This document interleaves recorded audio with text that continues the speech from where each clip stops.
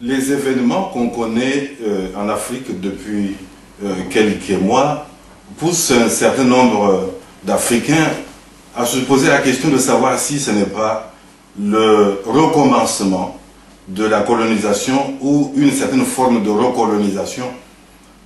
Nous pensons à ce qui se passe en Côte d'Ivoire, nous pensons à ce qui se passe en Libye.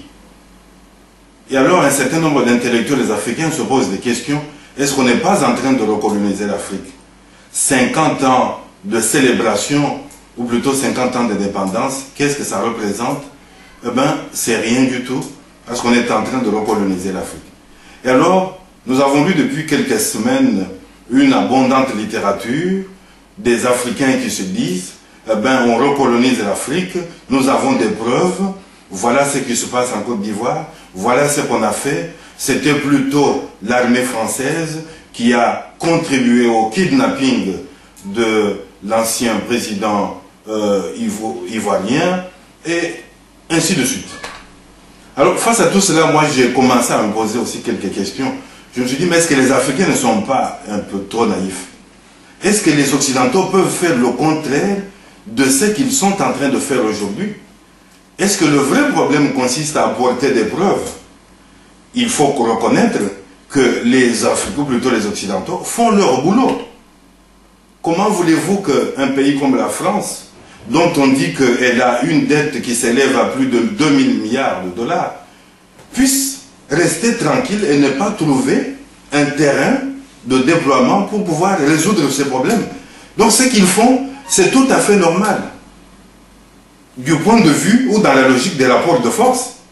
Alors, les naïfs africains qui croient que la communauté internationale est là pour leur accorder certains privilèges, les naïfs africains qui croient faire appel à l'évangile ou à la charité évangélique, eh bien, ils devraient se tromper, ils devraient opter pour une autre perspective.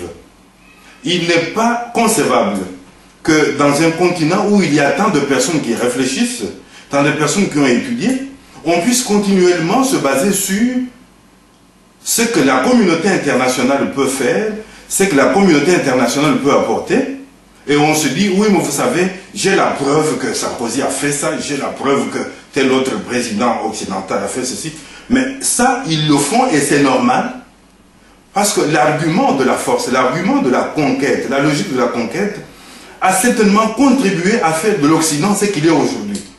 Comment voulez-vous que la logique de la conquête, l'usage de la force, ce qui a permis à l'Occident de devenir ce qu'il est aujourd'hui, comment voulez-vous que l'Occident l'abandonne? Il ne va pas l'abandonner. Donc c'est à nous, Africains, de pouvoir nous positionner autrement. La responsabilité nous incombe pour savoir comment nous positionner par rapport à ceux qui utilisent la force, par rapport à ceux qui veulent piller l'Afrique, par rapport à ceux qui pillent l'Afrique. Ils pillent l'Afrique pour résoudre leurs problèmes internes, ils font leur boulot. Moi je crois que nous, à leur place, dans le contexte des rapports de force, on aurait peut-être fait la même chose. Maintenant, c'est à nous de nous positionner. Que font les intellectuels? Ceux qui ont étudié les sciences humaines, ceux qui ont étudié les sciences naturelles, ceux qui ont étudié les mathématiques, la chimie, est-ce qu'ils peuvent utiliser leur savoir pour que se déploie, pour inventer de nouvelles stratégies d'offensive qui permettent à l'Afrique de pouvoir résister face à tous les marchands de la mort? Je crois que c'est la responsabilité des Africains. Je crois que la responsabilité incombe aux Africains de se doter des moyens dissuasifs qui peuvent permettre alors, ou plutôt qui peuvent faire comprendre à ceux qui viennent piller, qu'ils ne peuvent pas se comporter en Afrique comme s'ils se comportaient sur un territoire conquis. Donc cette responsabilité incombe à l'Africain, cette responsabilité incombe aux Africains.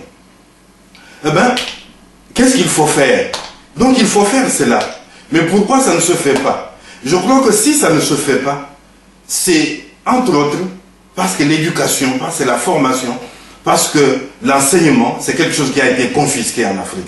Eh bien, ceux qui dirigent nos pays, ceux qui ont fait des études et qui veulent présider aux destinées de nos peuples, sont des gens complètement aliénés. L'enseignement qu'ils ont reçu ne leur permet pas de pouvoir se positionner, de pouvoir considérer l'Afrique comme un enjeu capital. C'est pour cela qu'il faudrait absolument commencer peut-être par la formation. Former des gens qui sont capables de sauver, de défendre l'Afrique et qui étudient les humanités classiques africaines, qui ont un savoir africain et qui disent nous voulons respirer au rythme de l'Afrique et notre enjeu c'est l'Afrique. Si nous avons des personnalités comme celle-là, eh bien, ce sont ces personnalités-là qui vont travailler au service du continent et ne pas accepter n'importe quoi. Et se doter alors des moyens dissuasifs qui permettront à l'ensemble du continent de résister face à tous les tueurs à gages, face aux marchands de la mort. Dans la logique des rapports de force, il faut se défendre. Il faut opter pour la discipline militaire, celle qui permet à un peuple de défendre l'intégrité de son territoire. On n'a pas à nous offrir des cadeaux, nous attendons un peu trop de cadeaux, et c'est la raison pour laquelle les choses ne marchent pas. Donc, je crois que là, il y a un problème que nous devons résoudre. Reconnaissons que nous avons beaucoup de potentialités. Si les Pythagore et autres sont venus puiser tout leur savoir ici en Afrique pour pouvoir l'apporter à leur société. Aujourd'hui, on a le théorème de Pythagore. Pythagore est resté pendant 22 ans en Afrique. C'est là que Platon a vécu pendant 13 ans pour apprendre tant de choses. Alors, Africains, dotons-nous de tout notre savoir, de tout ce qui a permis à l'Afrique d'offrir à l'ensemble de l'humanité tous les éléments de civilisation et inventons de nouvelles stratégies qui soient comme une véritable offensive, une offensive véritable qui pourra empêcher nos destructeurs qui pourra amener nos destructeurs à comprendre qu'ils peuvent cesser de faire ce qu'ils font contre l'Afrique.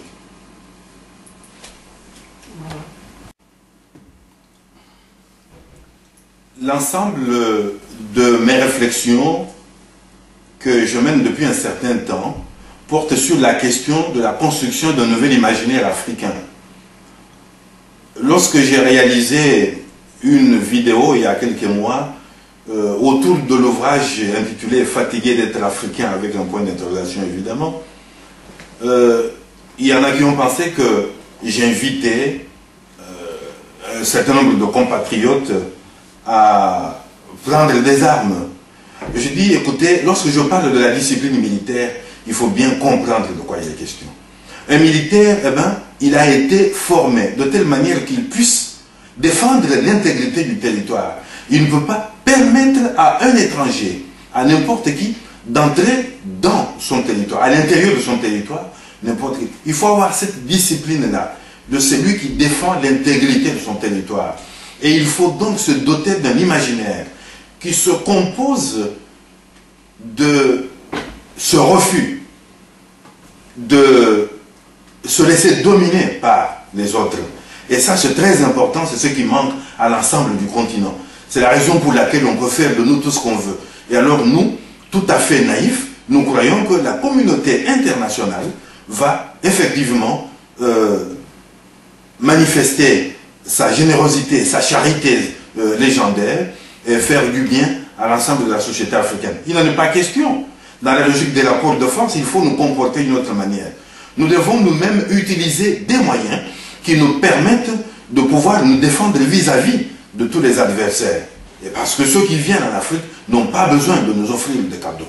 L'Occident n'a jamais travaillé au service des intérêts africains, au service du bonheur du peuple africain. L'Occident a ses intérêts qui sont permanents et c'est tout à fait normal. Nous devons aussi avoir nos intérêts qui sont permanents.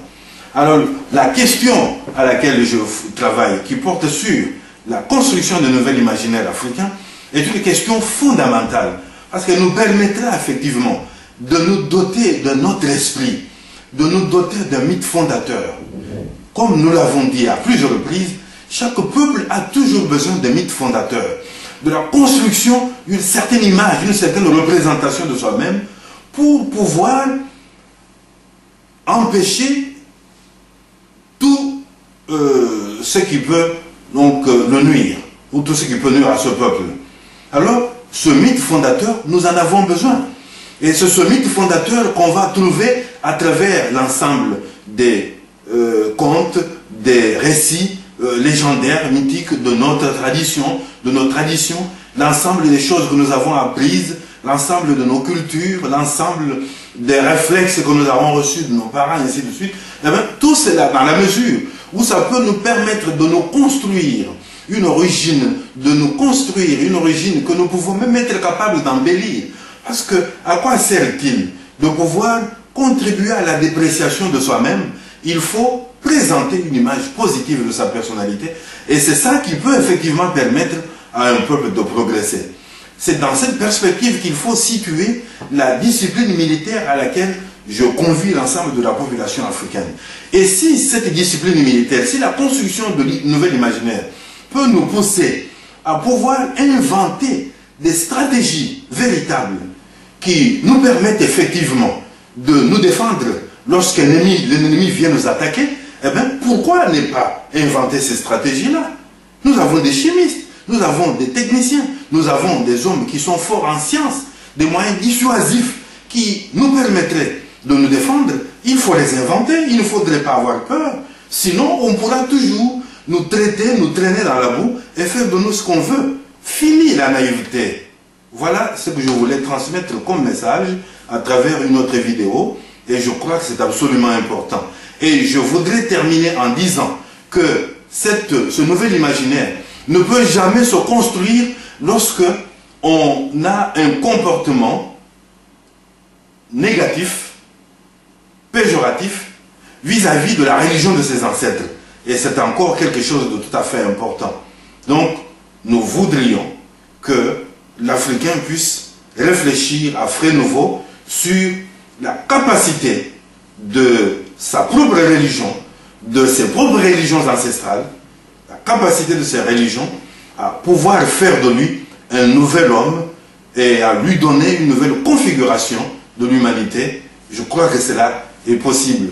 C'est dans cette perspective qu'il est possible de situer le nouvel ouvrage que nous venons de publier et qui a pour titre « Y a-t-il des Africains au ciel ?»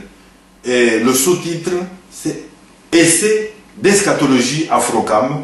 Nous pensons qu'à travers un tel ouvrage, dont nous pourrons parler à un autre moment, il est possible de faire une théologie des religions africaines et de concevoir alors une base sur laquelle nous pouvons nous appuyer pour pouvoir nous présenter vis-à-vis du monde comme étant des êtres qui ont leur propre héritage et qui sont fiers d'avoir cet héritage-là.